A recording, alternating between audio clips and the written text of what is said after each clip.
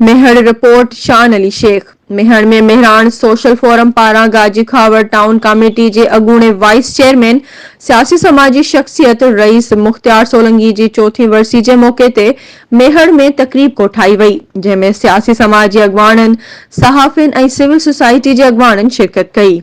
तकरीब के खिताब कंदे सियासी समाजी मजहबी शख्सियत सैयद मोहम्मद शाह ऑफ मेहर, नामियारे कहानीकार कामरेड सलीम मक्सी, मुख्तियार सोलंकी के भार रईस एजाज सोलंकी, अवामी जमहूरी पार्टी दादू जिले के सदर एडवोकेट सईद पमहर, पीपी अगवान सीनियर सहाफ़ी जमील महेसर, मेहरान सोशल फोरम के सरवान रियाज चांडियो, मेहरान सोशल फोरम के chairman Syed Ghulam Hussain Shah, national press club के सदर अब्दुल रहमान कमरानी, चेयरमैन मोहम्मद अली शेख, मौलाना यासीन अशरफी, एडवोकेट सज्जाद चना, रियाज सोलंकी, सज्जाद चांडियो, आशिक सूमरो, शोबान अली शेख, साबिर कोलाची, सुधीर चांडियो ऐं ॿियनि खिताब कंदे चयो त रईस मुख्तियार सोलंकी घण रुखी शख्सियत, दिल जो सखी, ॿियनि काण जीअण वारी फ़ख्र फ़िलसफ़े जो माण्हू हुयो, जंहिं पंहिंजी सॼी ज़िंदगी इंसानियत सां प्यार कयो ऐं समाज में सभिनी माण्हुनि सां दोस्त वारो तालुक़ रखियाईं।